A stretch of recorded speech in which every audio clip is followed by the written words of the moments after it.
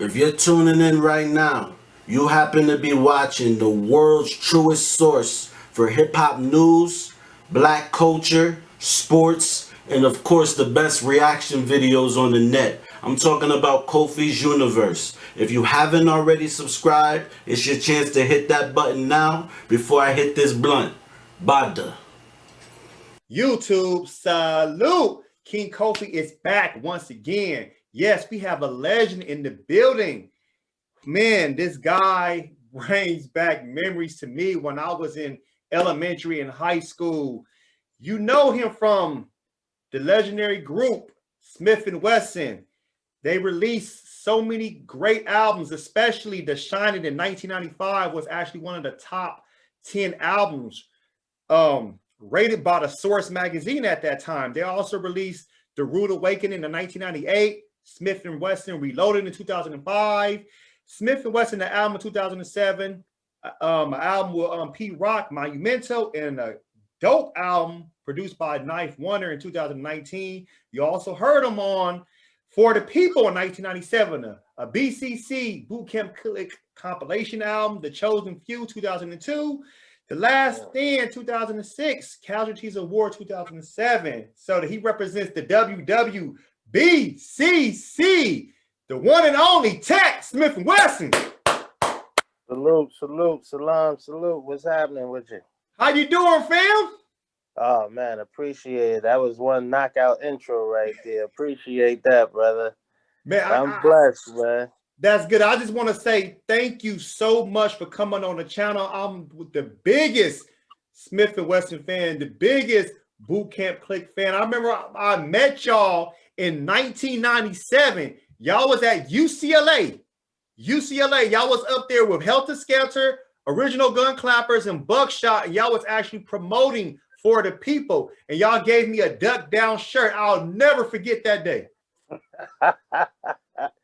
Yeah. You just the way you just ran the catalog off. I was like, God damn, those were some powerful albums, B. I do remember that UCL time. That was dope. That's right. So before we just get started, is everything good with you in general in 2021? Man, everything is beautiful with my brother. That's my PNC, my brother for life. He actually just dropped the album, America's Nightmare Part 3, City Under Siege. Yeah, we was just together, what's today, Thursday? 2 days ago. Everything is beautiful, man. We here rocking, in talks about starting a new Smif-N-Wessun project. So we moving. Okay, cool. And shout out to everybody we're talking about not just the United States, we're talking about Canada, the UK, South Africa, Ghana, Kenya, Brazil, Belize, Jamaica, Honduras, South Korea, Canada. The list goes on and on and on. Those are some of my biggest subscribers. I have so many subscribers, but when I always check analytics, salute, and they're going to be tuning in and checking this out. So let's get into one of the first questions. So Brooklyn, BK. How was it just growing up in the BK? Man, growing up in Brooklyn is a beautiful experience, man, because our town is so big. It's a borough, but it's a city, it's a state in its own, man. It's so big, it's the melting pot. You have every type of ethnicity that's known to mankind, and you have all types of beautiful people just walking around. With me, I'm into dogs, so pit bulls mainly and bullies. So you see some great breeds that's going around, and you get to know a lot of different walks of life from all over the place that you really never thought you would meet in your lifetime. But jumping off the stoop early, it was entertaining, man. It was beautiful. Time to remember. Okay, cool. So what made you start rapping? What made you say, I'm going to do this? Actually, I never even wanted to rap, man. I wanted to be more of the engineer, the dude that was behind the boards. It was all my partner's, my brother Steele idea. He wrote my very first rap for me. And I was just doing, because I used to box, so I was doing more of his security. He was the rapper doing school talent shows and traveling all across the tri-states. We haven't left the world yet. We wasn't traveling around the world yet, but we was doing the tri-states and different boroughs. There used to be a variety show called Ron Alexander's show that he was tearing up and winning like every day, every time he performed. So the next step, he just had to take it to the next level. And in our high school that we went to high school with some big names like Craig G from the Juice Crew. We went to school with Gemini, the Gifted One. We would see Rakim come up to our school. There was Cyclonus that was in there rapping from the Decepticons. It was Onyx went to our school. So during the lunch periods, we would just be banging on the table, playing spades, playing cards in the lunchroom, and hip hop just happened to choose me and brought me along for the ride, and here I am today. Okay, cool. Thank you for that. How did you meet BDI Buckshot? I'm curious about that. Well, I met Buckshot through his sister Tracy through night school. I wasn't always intelligent and smart. I had to go to night school for a little bit for being a knucklehead in high school, and I went to Weston House and I went to Park West for one summer school, one night school, and to build my credits back up so that I can graduate on time. And I met his sister Tracy in Weston House Night School, not knowing at the same time Still was meeting Tracy in another school that they went to and rocked through it. So Buck and Still met each other first, and then being I was doing night school, after I could come home or do whatever I was doing, me and Still would jump on the phone, and he was telling me about Buck. Yo, I met this dude that be rocking, that be dancing with Black Moon, Evil D, 5 foot, and he said he got a single called coming out. At this time, this was Who Got the Props. So after Buck started rocking, he started coming around us more and more and more. We started hanging out, and next thing you know, Who Got the Props was on Video Music Box. And that's when it started taking off for them. And whatever Buck and Still discussed, he kept his word. He kept true to it, which is hard to find in this day and time. And he asked me and Still if we wanted to be a part of the movement that he was doing, starting out something rapping basically. And we was like, yeah, fuck it, why not? Let's do it. So from that day on, me and Still, we came up with the Boot Camp Clik, the title and everything. We formed.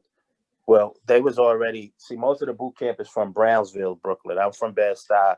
Okay. And Buckshot is from Franklin Avenue, which is like Crown Heights. So they was already together in Brownsville, so I would ride my motorbike or my bike, whatever, or walk from the Stuy to Brownsville growing up with them. This was probably like the starting of high school, ending of junior high. So we knew each other way before it was any music thing involved.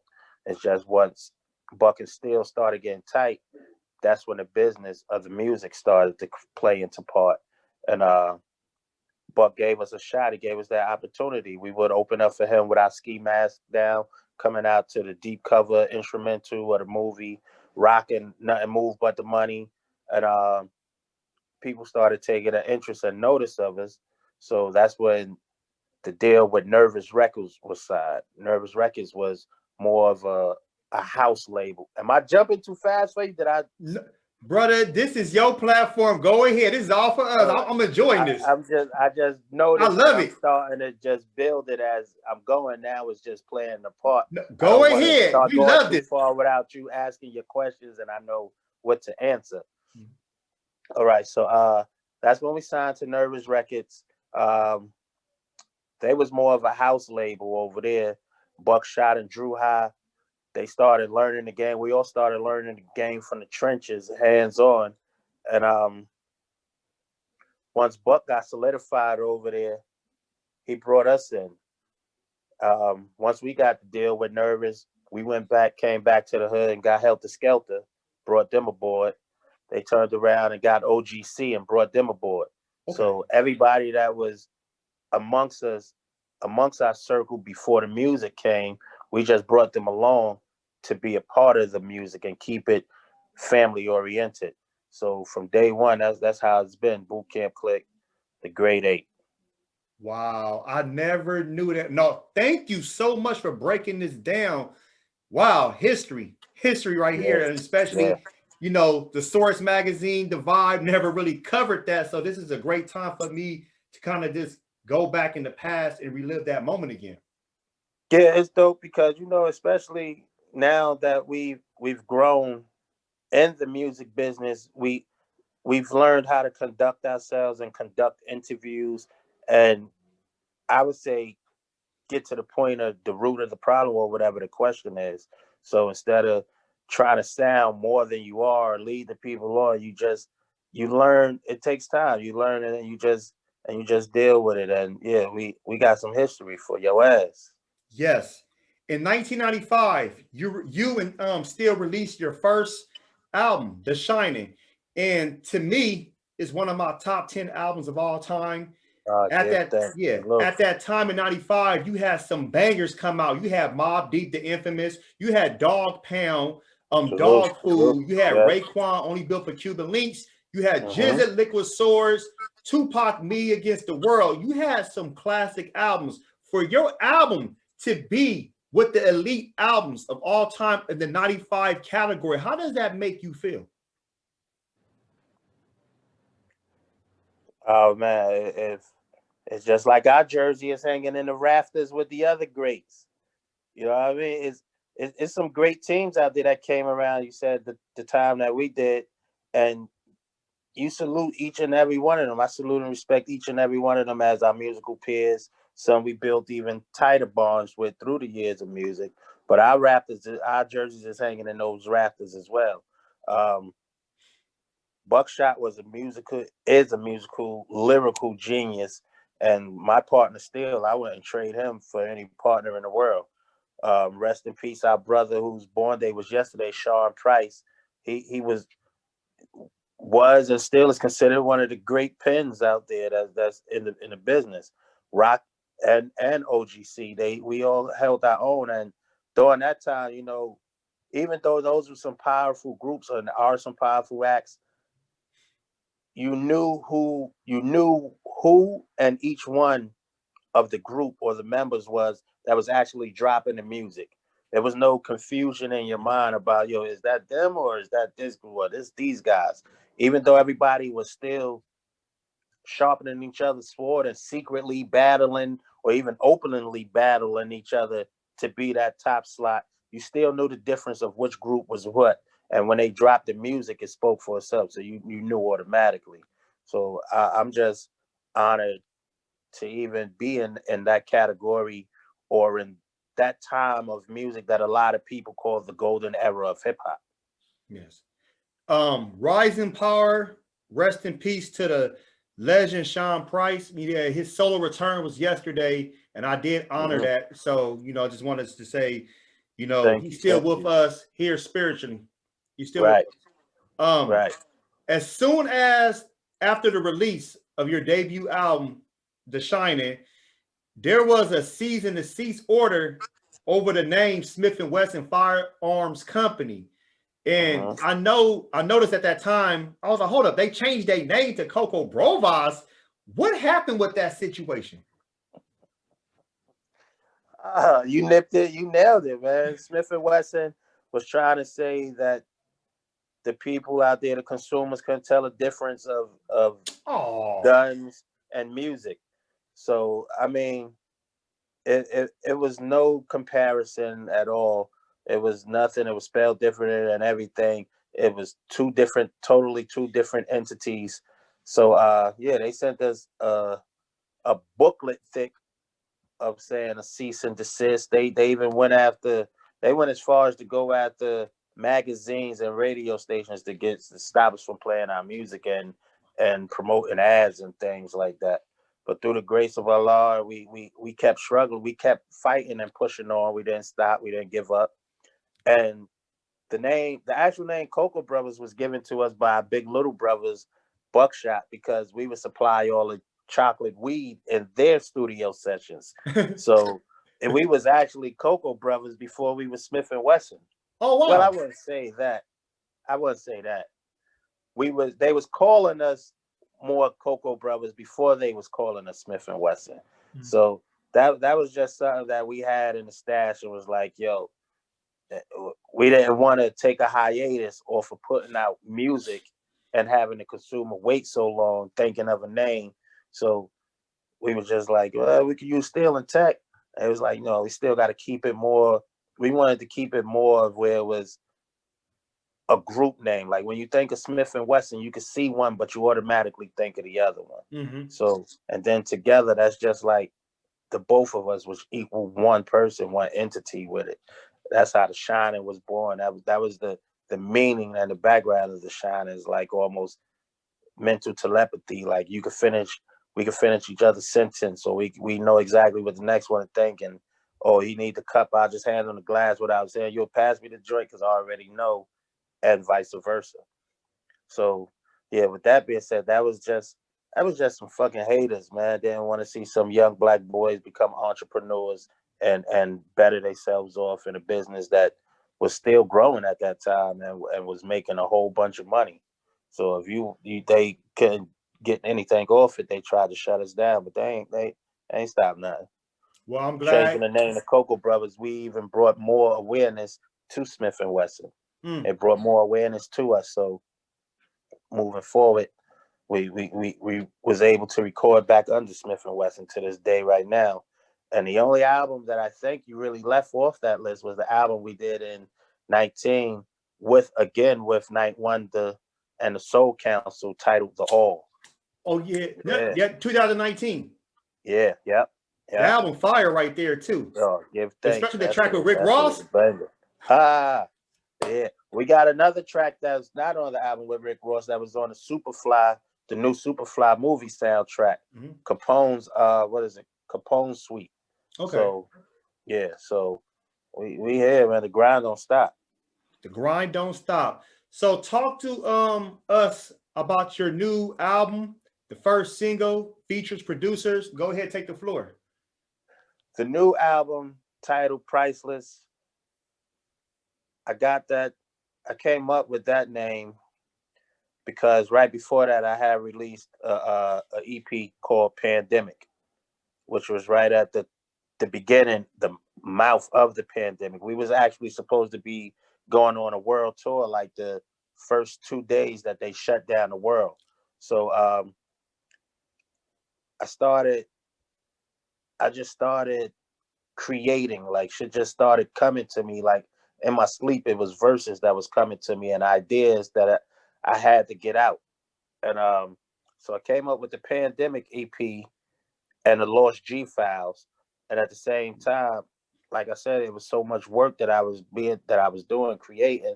I started working on Priceless at the same time, thinking about what happened, being that we had lost our brother Sean Price, and the pandemic that we was in. The world had changed. I started taking a notice to paying closer attention to my family and my circles around me and things that money couldn't buy. My happiness, my mental health, my health as far as being able just to have my senses, not catching COVID, because my lady lost her father to COVID. So I just want to send my condolences and love and strength and prayers to everybody that lost somebody from COVID. And those things I started to notice was priceless. All the money in the world couldn't bring a life back. All the money in the world couldn't buy you happiness or buy you sanity in your mind and peace of heart and peace of mind to work with. And as I was working, I just kept hearing Sean in my mind, as like he was talking to me, and we have conversations, and me and Steele will talk about him all the time. Then working on the Sean Price album with Drew High and Bernadette, I was like, yeah, I have to. The world without Sean Price is priceless. Knowing those things that mean more than anything, a value of $1 is priceless. So I was already firm on that being the title of it. So the first single actually was a tribute to my Gemini brother, who's one of the goats in this thing, the late great Big. I did a joint called The Illest, which was produced by my man GQ Beats. Shop by Cisco did the video, which is ill. If y'all go to youtube.com/Tech Smokey Live, you'll see it. So I gotta plug that. Please subscribe to the page and all that. And after that, I did, what was the next single? After The Illest, damn, I've been dropping joints so back to back is crazy. After The Illest, I think we took a while. We started to regroup again and come back with it. Then I dropped a joint featuring Conway, which is called The Machine and Tech. So Whoo, it's salute my fire. brother Conway and the whole Griselda joint. Then I dropped a joint with my youngest assassin, my man Rome Streets. I know y'all heard of him, called Glory. That's incredible. And then just last week, I dropped the next joint called Zero Kill. So, which was produced by Drawzilla.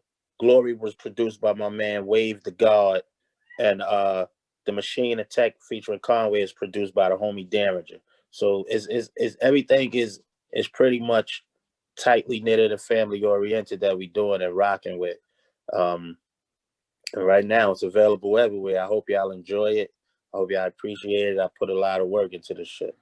Please purchase the album, stream it. It's available everywhere. Also subscribe to his YouTube channel. I'm gonna make sure all the information is in the description and comment section so that everybody have a chance to follow you through social media and purchasing the album or any other things that you have to offer. So we have to patronize the Black businesses.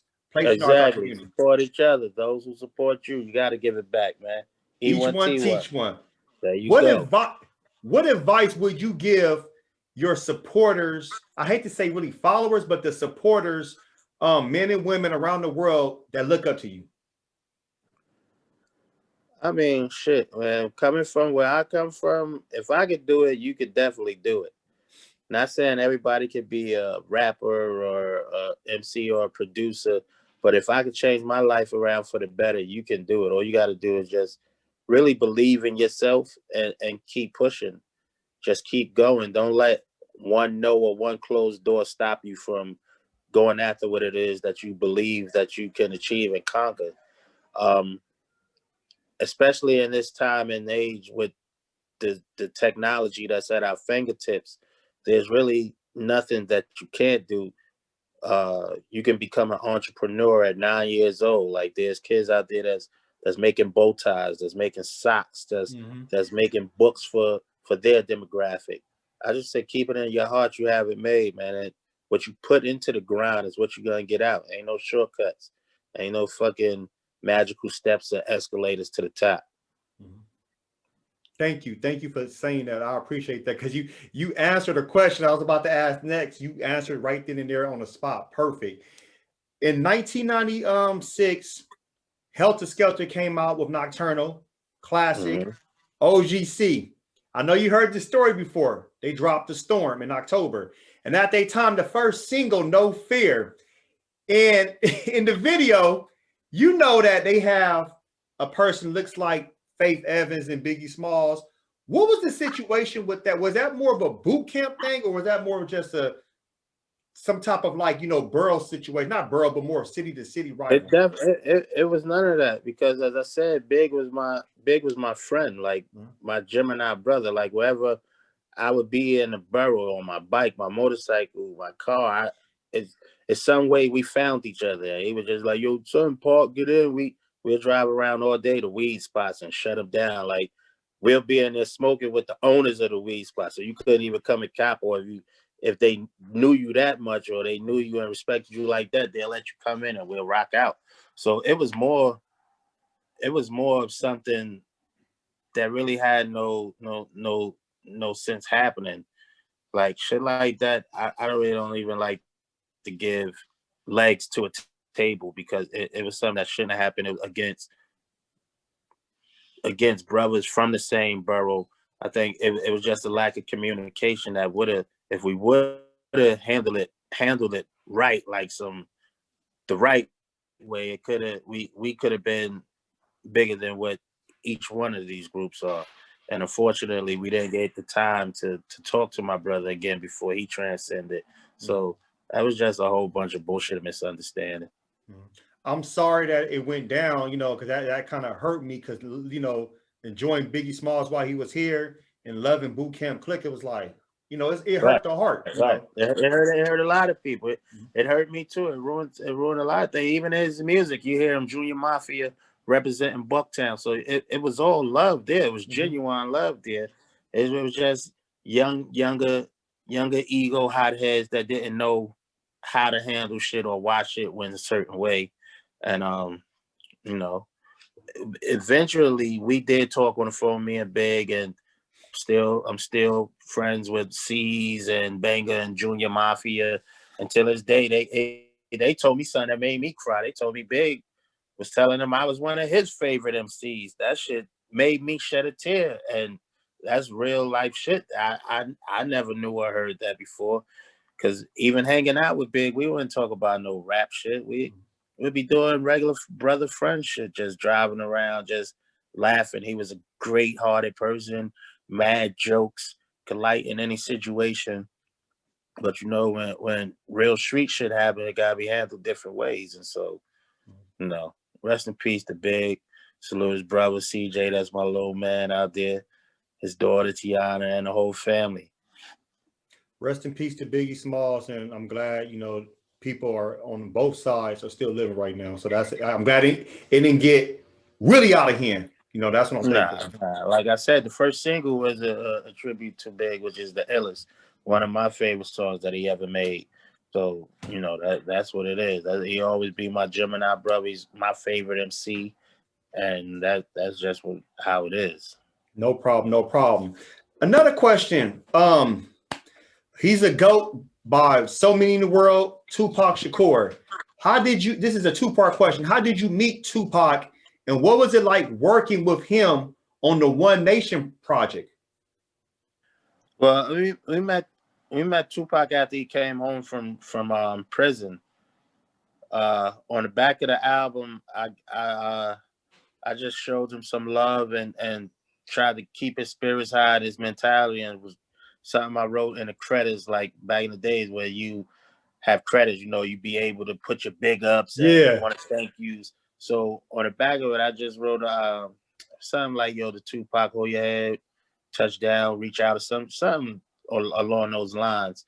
Again, another Gemini. So to me, it's like it's like a spiritual connection, like a vibe between the three of us. Well, that's how we always spoke about it when we did speak. Like I knew both of these brothers that was great brothers and great minds and creators.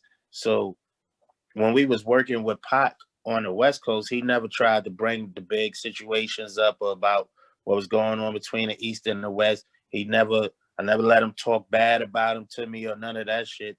We would just be building on how to create the One Nation. At the same time, he was on the sets of I think it was Bulletproof. A few movies he was working on. As if you watch a lot and see a lot of the MTV documents on Tupac, you'll see glimpses of us in the background somewhere. It's either a buckshot or Smif-N-Wessun shooting pool. Is pictures around where we're at I think it's the MTV release. And we're there. So it was constant business and elevation. Like I think I like to pride myself and say I picked up from both of those brothers the work ethics and how to put certain words and stories together that makes it vivid for the listener and the consumer to not only hear but visualize at the same time what's going on. So with him, working with Pac, I got lost in the studio. I I don't know how it happened. I took a wrong turn and ended up in a room damn near as big as uh, uh, uh, someone's kitchen in their home, and this was just full of Two Reel's music, Tupac music. Like that shit was amazing, shocking. Like I'd never seen no shit like that from one person. And he had a saying called "goat mouth" for the engineer, anybody that was in the studio. If you fucked up,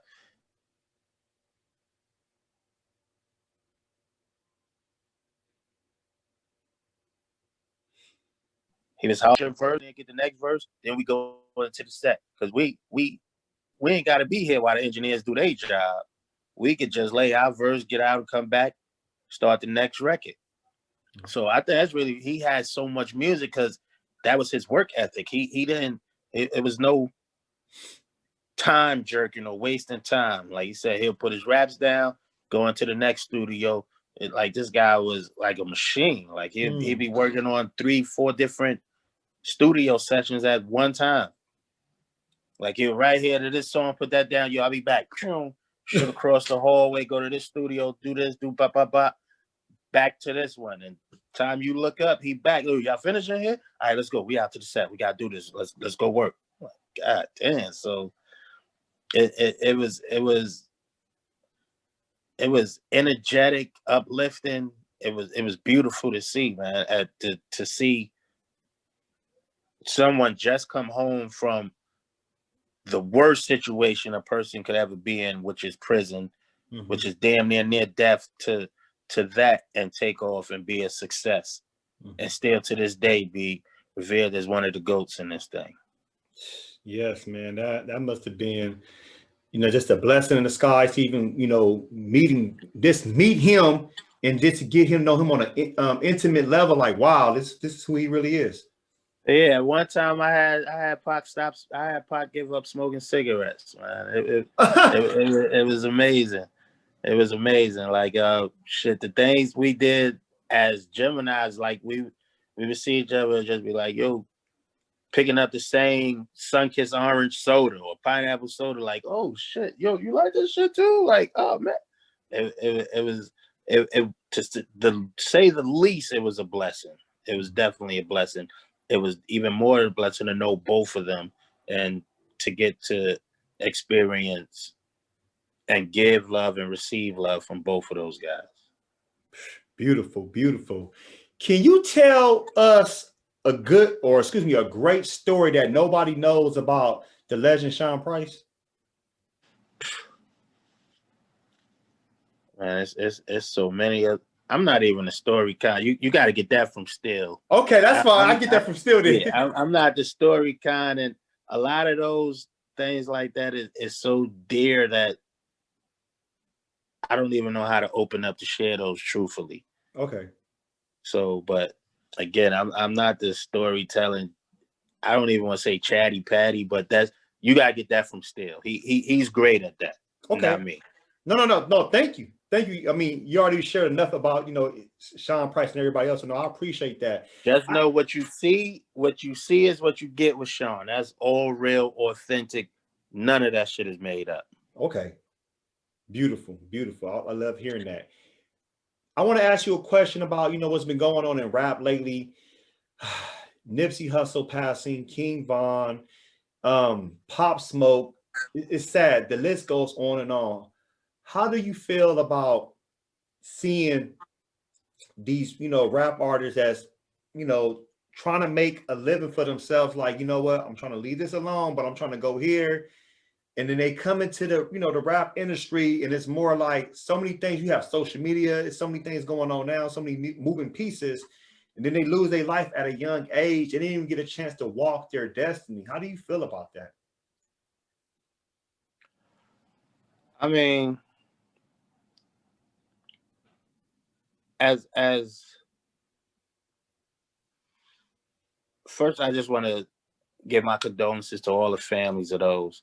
And truthfully, I really can't speak about those situations because I don't know those situations. Yeah. I always known it to be 3 sides to a story: your side, that side, and the truth. So I wasn't there in either one of those situations. I don't know what took place. I just know I feel it's a black eye, not only for our black community, people of color community, because it always seems like once a black king is in the position of power and respect, some type of way we're knocked off, we're knocked down, we're silenced. And I think each one of those brothers had the voice of the youth and the voice of their generations. So in order to keep that power from being harnessed the correct way, what do? You knock that person off of the throne. You silence that energy. But that's the thing about it. You can't silence the energy. Only the physical, the body is gone. The spirit still lives on.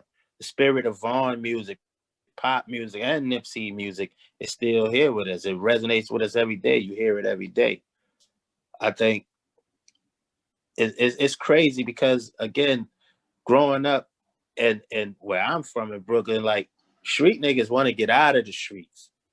That's the plan, to hustle and get the fuck out of the streets and disappear, not to get money and get deeper in the streets.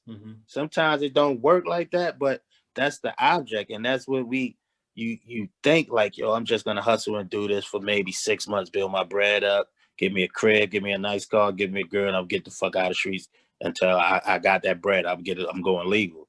That'd be the plan that a lot of street niggas start out with, but sometimes it don't work like that, and it's unfortunate that it don't, because we lose great ones. We lose kings and as well as queens. Our black females that's out here that's doing their things too.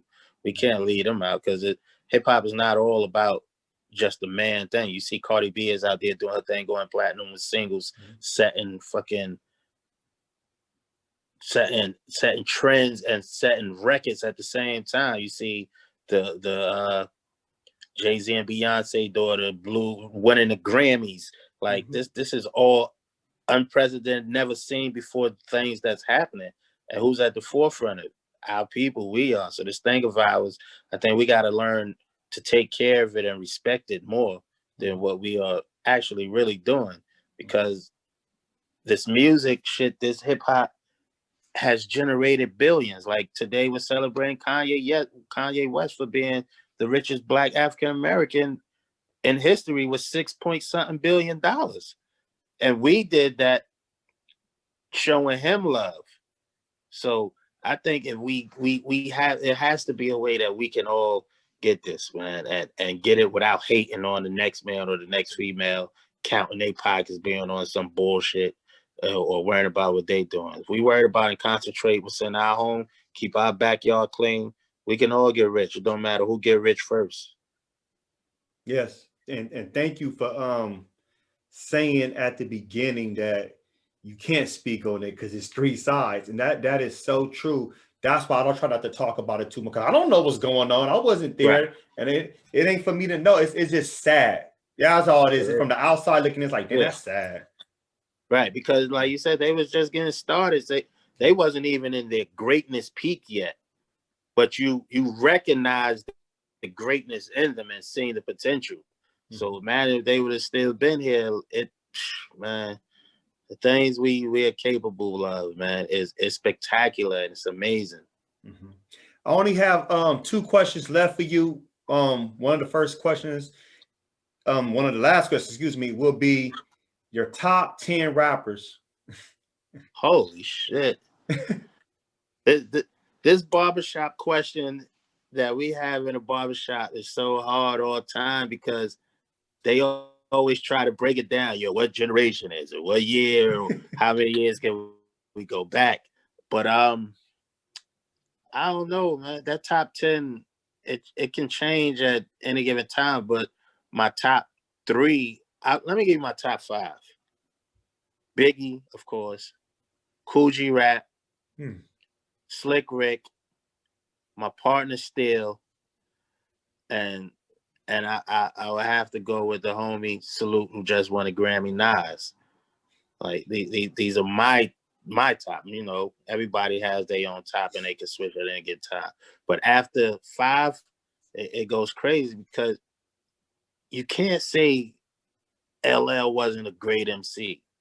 You can't say EPMD and wasn't doing shit that was crazy. Even Run DMC, even Melly Mel with the message, like shit is mind blowing. It's too much, man. I just really appreciate each and every one of them that's doing their thing. Even the young homies that's coming up doing their thing now. I appreciate them because that keeps me sharp. Okay. It keeps me aware of what's going on. My son, and on the back of this album that I dedicated, my son and my bestie are like my music consultants. So they got their pulse on the youth and all the music that's what's happening and what's taking place right now. And they would keep me able to do what I do. So I would say big up to everybody that's doing their thing. Keep rocking. Okay, thank you. I appreciate that. Any last words for your fans and for the people who are listening, learning who you are for the first time, and just happy to actually hear and see you for the first time? Man, thank you for checking into this platform. My man Kofi gave me the opportunity. Don't be no strangers. Don't be scared to patch in. Once you put up with everywhere they can check me out or see me at, don't be afraid to patch in. And again, just keep it in the heart you have it made, man. If you can dream it, you can achieve it. That's real spill. That's true game that's happening all around the world. Don't let nobody's know that be your only way of be your yes. What happens for them, they don't walk in your shoes, so they don't know what you're capable of. And just because it didn't work for them, it does not mean it will not work for you, bro. One closed door, go through the window. Just keep grinding. Put God and family first. Yes. I want to say thank you so much for coming by my platform to actually, take the time out your busy day, busy schedule. Hello. I also want to say just this platform is always open to you anytime, or any one of your loved ones that want to come over here and support, promote their material, single, video, whatever, or just vent to your followers. Appreciate it. Always going to be here, supporters. Just wanted to let you know, please, everybody, follow, TEK, support, stream, purchase the album. Do you have any like merchandise that anybody can purchase, like hoodies, shirts? Yeah, once you go, if you go to the either the band, if you go to my Instagram page, which is TEK Smokey Line, click the link in there. That link tree will take you to everywhere you need to go. The merch is in there, the album is in there. Oh, I forgot to talk about the I just started a collaboration. I have a collaboration with IPA. I don't know how many IPA drinkers is out there, but I have an IPA called Bucktown Haze. It's got it tastes delicious. Especially over a cup of ice. I did the collaboration with Hip Hop Craft Beers and Craft Beer Kings. You go to my Instagram page, click the link, it'll take you all over to where you need to go. Make sure you get the Bucktown Haze 8.8 alcohol percentage in it. So it's really delicious. It'll work for you. Okay, cool. Please definitely support. There's so many things. The album, you can support by buying the album. If you don't want to get the album, you can get some merchandise. If you you want some beer, alcohol, there you go. There's so many avenues, y'all. I don't want to hear this. And just follow him. Check out his stories. Check out his content on his social media platforms, and you'll be surprised with the legend will actually not just show you through music, but outside of music, educating you, stimulating your mind. TEK, Smif-N-Wessun, thank you for coming by, showing love to the channel. King Kofi Universe, y'all. We out. Anytime. Boom shot.